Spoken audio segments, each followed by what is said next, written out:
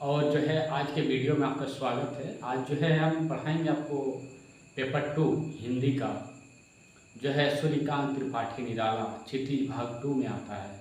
क्योंकि मैंने इससे पहले 3 चैप्टर आज आपको पढ़ा दिया है। इससे पहले उसमें सूरदास, उसके बाद तुलसीदास, उसके बाद जो है जयशंकर प्रसाद मैंने आपको पढ़ाया और बहुत बेहतरीन जो है पढ़ाया है। और इसका नोट्स भी जो है अब मैं दे दूँगा।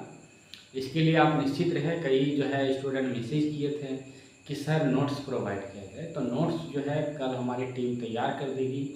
जो भी आपका नोट्स है पेपर 2 से रिलेटेड वो आपको जो है मिल जाएगा। उसके लिए आप निश्चित रहे। कल जो है हमारी टीम नोट्स बना लेगी। नोट्स बनाने के लिए मेरी जो है कंटेंट टीम जो है वो आपको अवेलेबल करा देगी और उसका लिंक जो है मैं ग्रुप में अभी दे दूँगा, है ना। और डिस्क्रिप्शन बॉक्स में जो है हमारे यूट्यूब चैनल के यहाँ मैं लिंक डाल दूँगा। यहाँ से आप जुड़ेंगे ग्रुप में और ग्रुप में जो है मैं दे दूँगा, डाल दूँगा आपका जो है नोट्स जो है आपको सारा जो है चैप्टर का मिल जाएगा। इसलिए आप निश्चित रहें, नोट्स की चिंता आप ना करें, नोट्स की चिंता हमको करने दें। चलिए आज जो है सूर्यकांत त्रिपाठी निराला करेंगे। सूर्यकांत त्रिपाठी जो है छायावाद के प्रमुख स्तंभों में से एक है। इससे पहले जयशंकर प्रसाद पढ़ाया, अब जो है सूर्यकांत त्रिपाठी निराला जी हैं। इसके बाद महादेवी वर्मा जी है, सुमित्रा नंदन पंत जी है। 4 जो है प्रमुख छायावाद के प्रमुख स्तंभ है। और 5वां जो है रामविलास शर्मा कहलाते हैं। लेकिन आपको मुख्यतः जो है ये 4 नाम जरूर याद रखना चाहिए। जयशंकर प्रसाद, उसके बाद जो है आपका हो गया, आज जो है आपको जैसे हम पढ़ा रहे हैं सूर्यकांत त्रिपाठी निराला, सुमित्रा नंदन पंत और महादेवी वर्मा जी। तो ये जो है छायावाद के प्रमुख 4 स्तंभ है। 5वां स्तंभ जो है रामविलास शर्मा जी हैं। और आपको कई बार मैंने आपको पढ़ाया है तो आपको याद होगा अच्छी चीज़ों को। चलिए आगे बढ़ते हैं, है ना। सूर्यकांत त्रिपाठी का जो है जन्म जो है बंगाल के महिसादल नामक जगह में सन 1899 में हुई। कहाँ हुई थी?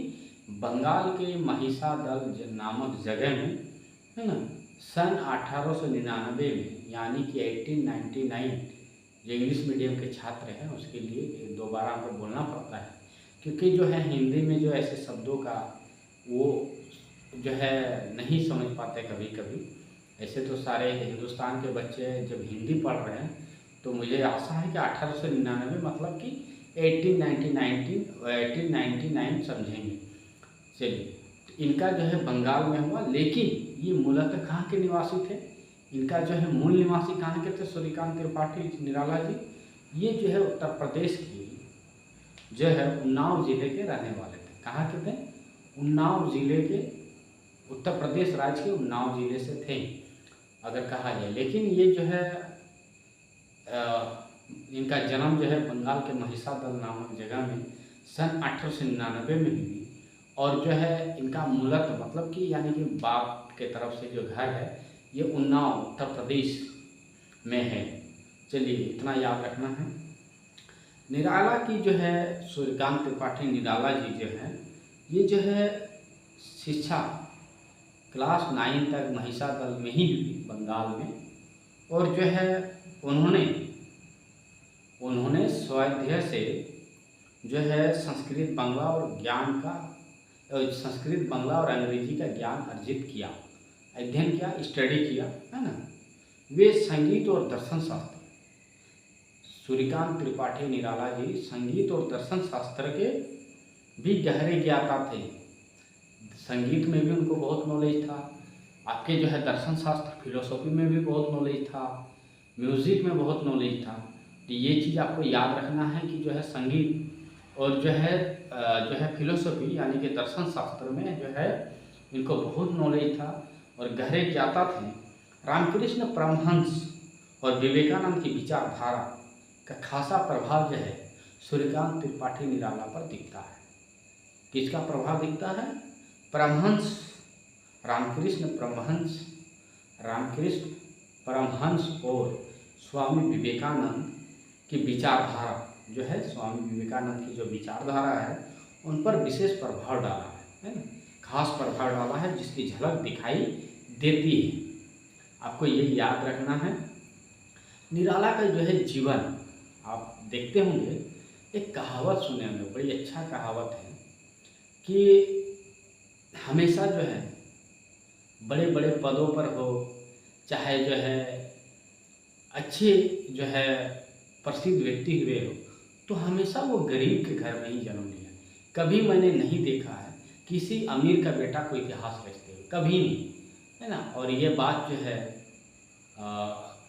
देश के प्रतिष्ठित राजनीतिक नीतीश कुमार जी भी एक बयान में कहते हैं कि जो है इतिहास रचते हैं तो गरीब का बेटा ही रचता है।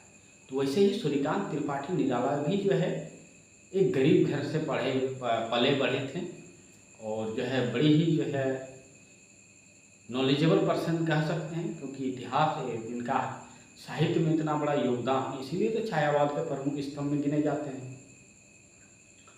इनका जीवन जो है दुखों और संघर्षों से भरा पड़ा है। जयशंकर प्रसाद के बाद सूर्यकांत त्रिपाठी निराला की जीवन बहुत संघर्षों से भरा पड़ा था, और जो है आत्मीय जनों के असामयिक निधनों ने भीतर से इनको तोड़ दिया। इसका मतलब समझे साथियों, इसका मतलब है कि इनकी जो आत्मा से जुड़ी हुई जिनके जैसे कि माता पिता, घर का पारिवारिक सदस्य की मौत से जो है ये टूट गए थे, है ना। और जो है साहित्यिक मोर्चे पर इन्होंने अनवरत संघर्ष किया, बहुत संघर्ष किया। साहित्य जीवन में जो है बहुत संघर्ष करना पड़ा। ऐसे ही बिना संघर्ष का आपको आज यदि हम क्लास ले रहे हैं, कल अगर अच्छा से हम इससे भी बेहतरीन, अभी मेरे पास जो है रिजल्ट इतना शानदार हो रहा है कि 80 मतलब कि 100 स्टूडेंट की क्वांटिटी में 80 स्टूडेंट मतलब कि पास कर रहे हैं एग्जाम। यही अगर रेशियो कल 1 लाख में 70,000 60,000 बच्चे पास करेंगे, तब आप कहेंगे कि मंजर सर से हम पढ़े हैं, और ये तब इनके पास डिजिटल बोर्ड नहीं हुआ करता था और इतना बेहतरीन पढ़ाते थे, इनके पास कुछ जो है साधन नहीं हुआ करता था, जहाँ रहते थे सर 1 घंटा टाइम निकाल के पढ़ाते थे, आज इतनी बड़ी इनका नाम है, प्रसिद्ध है। तो वैसे ही ये उदाहरण मात्र है। तो वैसे ही सूर्यकांत त्रिपाठी निराला जी के जीवन में बहुत संघर्ष, और जो है उनके आत्मीय जनों यानी कि उनके सगे संबंधियों के निधनों ने उनको भीतर से तोड़ दिया था। क्योंकि जो सपोर्टर होता है, खास करके आपके सगे संबंधी, आपके जो है मम्मी पापा भाई बहन यही होते हैं, है ना। वो आपको मोटिवेट करते हैं। हाँ, कहीं कहीं पार्टिकल मिलते हैं जो रिश्तेदार जो है ताना मारने का काम करते हैं कि अभी तक एग्ज़ाम नहीं निकला, क्या है हुआ, लेकिन वो आपको संघर्ष को आपको बारे में वो उतना नहीं जानते हैं जितना आपके माता पिता भाई बहन जानते हैं। उनको जितना विश्वास है माता पिता को आप पर, उतना विश्वास उनको नहीं, तो इसलिए उनको आपको बताना नहीं है। तो सूर्यकांत त्रिपाठी निराला जी टूट गए क्योंकि उनके खास लोगों की मौत जो है हो गई, जिसकी वजह से वो भीतर से टूट गए। और जो है अनवरत संघर्ष जीवन में लगातार जब से पैदा हुए, तो इनके जीवन में संघर्ष ही संघर्ष रहा। और सन 1961 में यानी कि 1961 में इनका देहांत हो जाता है। सोचिए कब जन्म लिए, 1899, और जन्म कब, मृत्यु कब हुआ, 1961 में, यानी कि 1899 तो 1900 इधर साल, मैंने 61-62 साल ये जीवित रहे, है ना। और जो है इनकी प्रमुख अब काव्य रचना, ये तो हमने आपको जीवन की फलसफा बताया, सूर्यकांत त्रिपाठी निराला के जीवन के संघर्षों को बताया। अब उनके जो है संघर्ष के साथ साथ उन्होंने जो रचना की, काव्य रचना, जिसके लिए वो आज याद किए जा रहे हैं, वो जानना जरूरी है। जो सवाल आएगा, जो एग्जाम में आपका सवाल आएगा कि इनकी काव्य रचनाएँ क्या है, उपन्यास क्या है, कहानी संग्रह क्या है, तो वही चीज़ आपको करना है। जो है इनका जो है निराला का प्रमुख काव्य रचनाएँ हैं, आप लिख लीजिए, अनामिका, परिमल, गीतिका, कुकुरमुत्ता और नए पत्ते, ये जो है काव्य रचनाएँ हैं। उपन्यास और कहानी, आलोचना और निबंध लेखन में उनको ख्याति प्राप्त है। उपन्यास, कहानी, नाटक, जो है निबंध लेखन, में इनको बहुत अच्छा जो है एक्सपीरियंस था, बहुत अनुभव था, बहुत ख्याति प्राप्त जो है साहित्य के जाने माने व्यक्ति रहे सूर्यकांत त्रिपाठी निराला जी। और निराला रचनावली के 8 खंडों में उनका संपूर्ण साहित्य प्रकाशित है। जो है निराला रचनावली के 8 खंडों में उनका संपूर्ण साहित्य प्रकाशित है। उनका जो पूरा साहित्य अगर देखना है तो निराला रचनावली के 8 खंडों में आप देख सकते हैं। इसका मतलब ये है ना, ज़्यादा आपको सोचना नहीं है। और बहुत ज़्यादा लाइट का प्रॉब्लम होने की वजह से हमारे रूम में जो है फैन तो दूर, एसी तो दूर, फैन भी नहीं चल रही, ये स्थिति है। फिर भी आपको मैं पढ़ा रहा हूँ। आप वीडियो को लाइक कीजिए, शेयर कीजिए और अपने दोस्तों तक ले जाइए, क्योंकि पेपर 2 हिंदी में अगर आपको जो है अच्छा मार्क्स लाना है, ये नहीं कर रहा हूँ कि 100 में 90 लाइए, 100 में इतना अच्छा लाइए कि आपका सिलेक्शन हो जाए। हमें सिलेक्शन से मतलब है, हमें टॉपर बनाने के लिए आपको मैं नहीं पढ़ा रहा हूँ। पहली बार सिलेक्शन देने के लिए मैं पढ़ा रहा हूँ कि सिलेक्शन लीजिए, जो मैं पढ़ा रहा हूँ यहीं से सवाल आएगा। इससे बाहर अगर सवाल आएगा तो ये JSSC का जो है जिस तरह अभी चल रहा है हल्ला बोल, वैसे ही हल्ला भविष्य में हो सकता है, लेकिन हाँ इससे बाहर नहीं आएगा, है ना, जितना पढ़ा रहा हूँ। चलिए, निराला जो है विस्तृत सरोवरों के कवि हैं। कैसे, किस प्रकार के कवि हैं? विस्तृत सरोवरों के कवि हैं, विस्तृत सरोवरों के कवि हैं। दार्शनिकता, विद्रोह, दार्शनिकता, विद्रोह, क्रांति, प्रेम की तरलता और प्रकृति का विराट तथा उदात्त चित्र उनकी रचनाओं में उपस्थित है। जो रचना में दिखती है, क्या क्या दिखती है? दार्शनिकता, क्योंकि फिलोसॉफी में इनको बहुत नॉलेज था, है ना, दर्शन शास्त्र के बहुत बड़े जो है ज्ञाता थे, है ना। उसके बाद जो है इनका स्पष्ट झलक दिखता है प्रकृति का, प्रेम का, विद्रोह का, क्रांति का। क्यों? क्योंकि ये जो है क्रांतिकारी विचारधारा के थे, स्वामी विवेकानंद के भक्त थे, है ना, रामकृष्ण परमहंस के जीवन से ये जो है प्रभावित थे, उनके विचारधारा से प्रभावित थे सूर्यकांत त्रिपाठी निराला जी। तो ये जो है इनका रचना में ये सब दिखता है। क्या क्या दिखता है? क्रांति, विद्रोह, प्रेम, प्रकृति का जो है क्या बोलते हैं आपका, प्रकृति का विराट, यानी कि प्रकृति का जो है रूप, है ना, विराट रूप, और उसका चित्र, प्रकृति का चित्र, है ना, उदात्त चित्र, ये जो है प्रकृति की तरलता, ये सब उनकी रचना में झलक दिखाई देती है। इसका मतलब ये है कि इनका रचनाएं में ये विशेषताएं हैं, है ना। ये आपको बेसिकली बताने का उद्देश्य ये है कि इनकी रचना में ये सब आपको झलक दिखाई देगी। क्रांति, प्रेम, विद्रोह, प्रकृति का उदात्त चित्र, तो ये सब चीज़ इनकी रचना में साफ झलक दिखाई देती है। तो इसका मतलब ये है ना। चलिए, उनके विद्रोही स्वभाव में, यानी कि सूर्यकांत त्रिपाठी के विद्रोही स्वभाव में जो है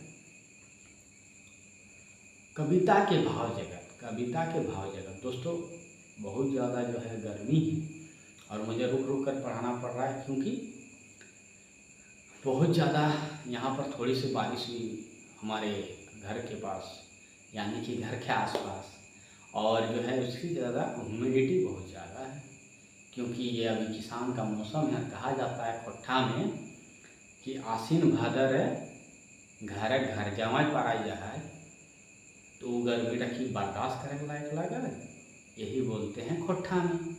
उतना मुझे खोट्ठा आता नहीं तो खोट्ठा में लेता भाषा पेपर 2, लेकिन फिर भी मैं आपको बता रहा हूँ, क्योंकि खोट्ठा मेरी झारखंड जन्मभूमि है, तो खोट्ठा इतना तो आता है कि दूसरे का भाषा को समझ जाते हैं और थोड़ा थोड़ा बोल भी लेते हैं। चलिए आगे बढ़ते हैं। जो है इनका विद्रोही स्वभाव में जो है इनके जो है कविता जगत और शिल्प जगत में नए प्रयोगों को संभव किया। शिल्प जगत और जो है क्या जगत है, भाव जगत, ये आपको याद करना है। भाव जगत और शिल्प जगत में इनके विद्रोही भाव की वजह से ही जो ये नया जो है सब कुछ प्रयोग जो हुआ है सूर्यकांत त्रिपाठी निराला की जी द्वारा, ये संभव हुआ। चलिए, अब इम्पोर्टेंट चीज़ आ गई है, बहुत इम्पोर्टेंट। छायावादी रचनाकारों में उन्होंने सबसे पहले मुक्त छंद का प्रयोग किया। ये पूछ देगा सवाल एसएससी, और ऐसा सवाल करता है तब लगता है स्टूडेंट को ये सिलेबस से बाहर है। तो ये आपको याद रखना है कि सबसे पहले मुक्त छंद छायावादी कवियों में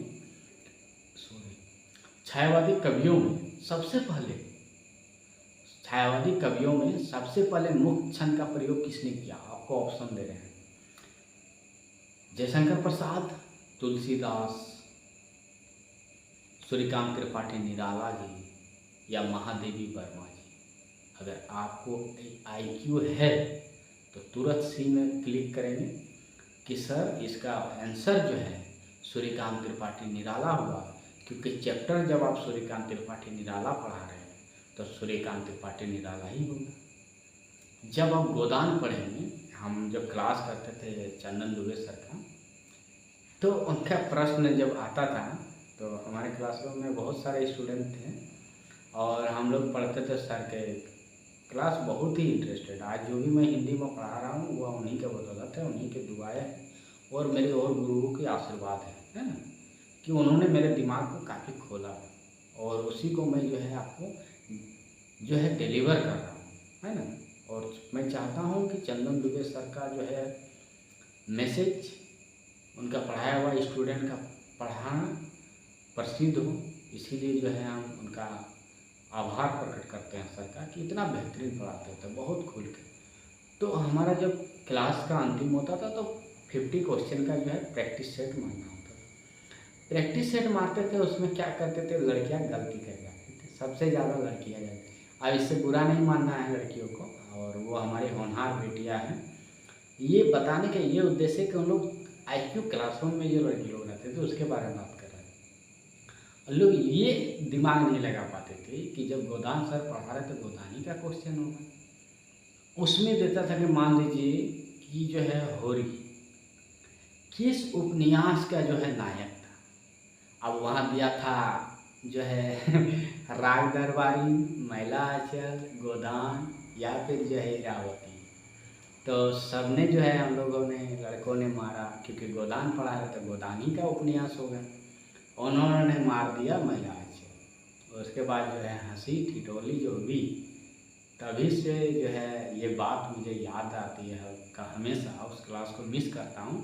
तो आपको याद रखना है कि जब सूर्यकांत त्रिपाठी निराला का बारे जीवन पढ़ा रहे हूँ, उनके रचनाओं के बारे में पढ़ा रहे हूँ, तो आपको याद रखना है कि सूर्यकांत त्रिपाठी निराला ही ऑप्शन होगा।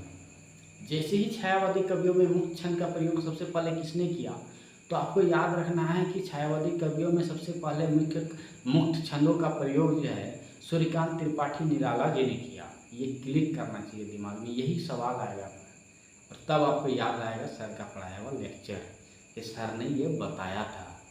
जो आप अच्छे गहराई से पढ़ेंगे, नोट्स लिखेंगे, तो क्लासरूम में फिर टीचर का याद आता है कि अरे सर ने ये बताया था।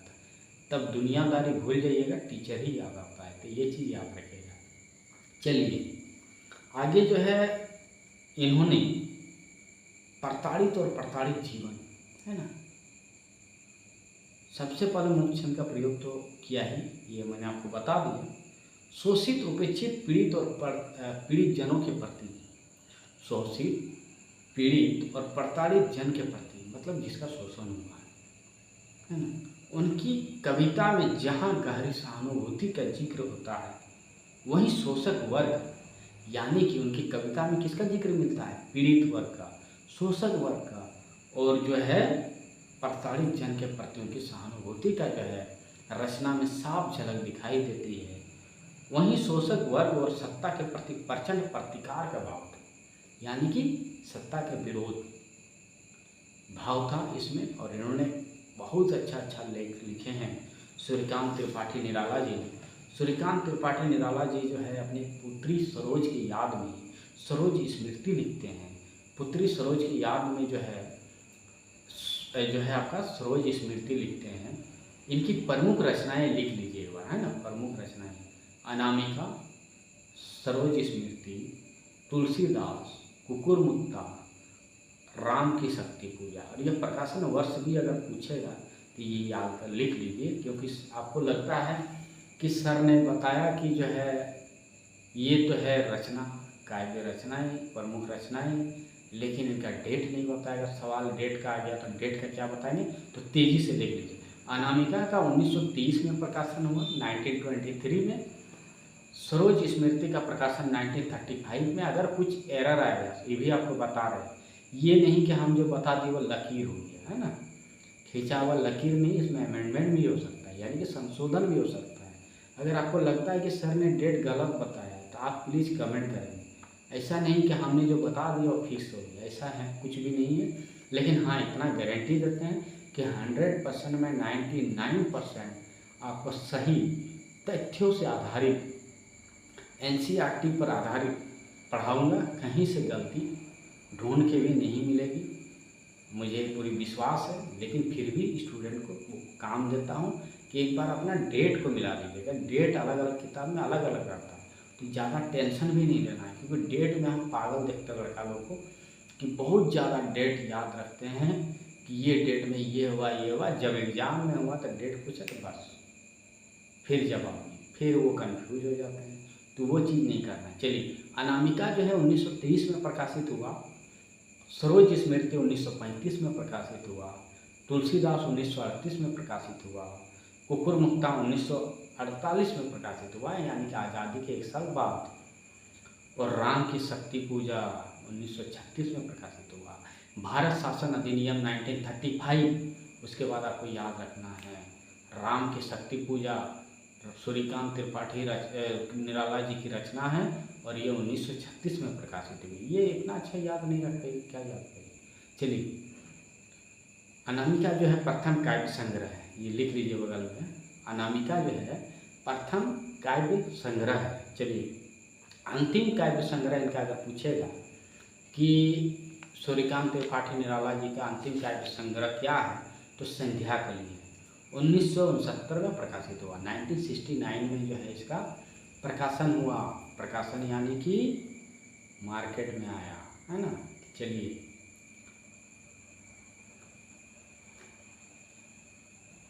जी, जो भी जो है लिख रहे हैं कि सर या पूछेंगे कि काल विभाजन क्या, ये आपका CGL में पूछता है, मैट्रिक लेवल एग्जाम है, ये नहीं पूछेगा, इसकी गारंटी।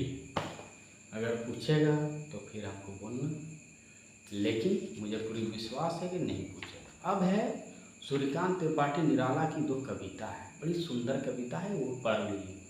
पहला है उत्साह। उत्साह में आपको पढ़ के सुना दे रहा हूँ।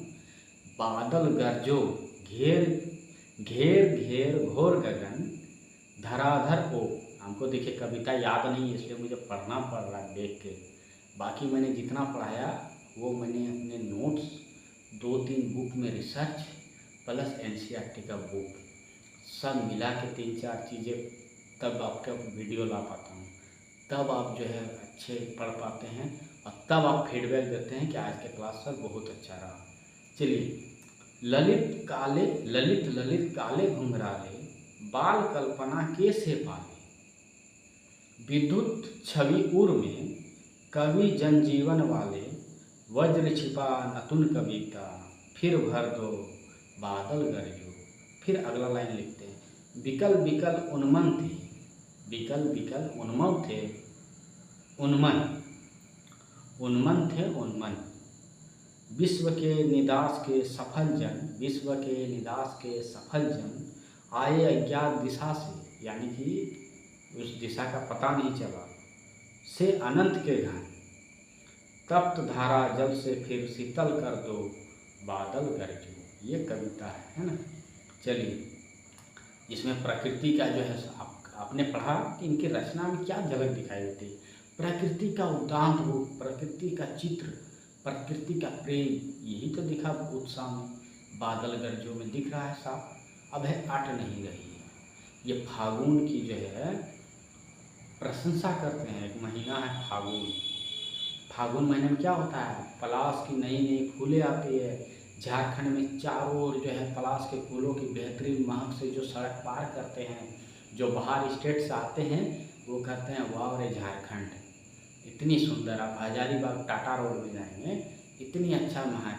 टाटा से अगर इधर चंदन क्यारी बोकारो रोड में आएंगे तो वहाँ भी पलाश के फूलों की महक। चतरा से अगर जाएंगे गया की ओर तो वहाँ भी पलाश की महक। तो यानी कि सिंहभूम से लेकर आप अगर उड़ीसा की ओर जाएंगे तो वहाँ भी पलाश की महक। गढ़वा से लेकर उत्तर प्रदेश तक जाएंगे वहाँ भी पलाश की महक। अगर आपको बात करेंगे छत्तीसगढ़ से गुमला से छत्तीसगढ़ जाना है वहाँ भी पलाश की महक।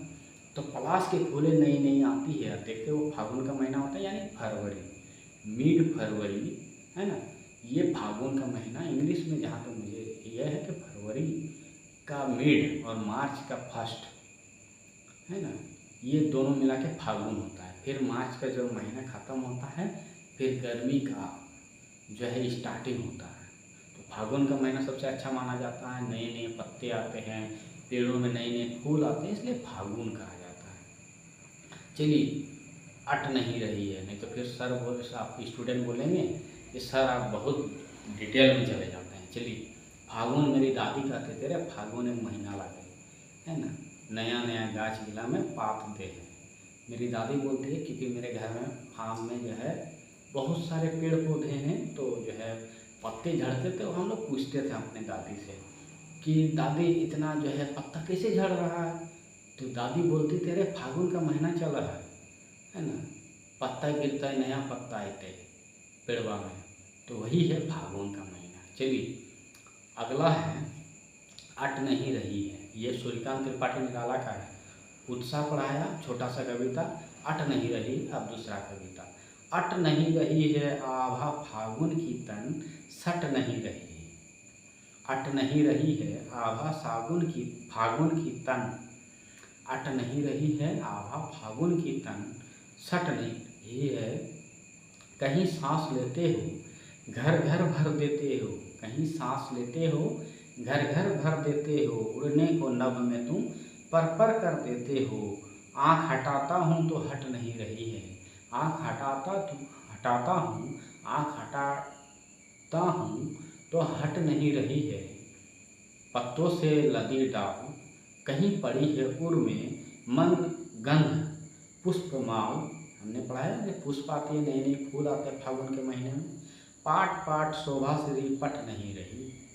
तो ये जो है अट नहीं रही है फागुन के महीने का जिक्र है। सूर्यकांत त्रिपाठी निराला जी करते हैं, उत्साह में कहते हैं कि जो है बादल गरजो रे, इतना गरजो कि जो है इसमें जो है आपके प्रकृति के उद्यान चित्र के जिक्र अब झलक दिखाई देती है।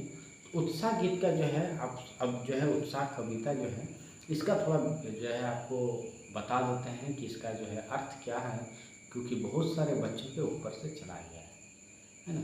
तो इसीलिए बता दे रहा हूँ कि उत्साह एक आह्वान गीत है।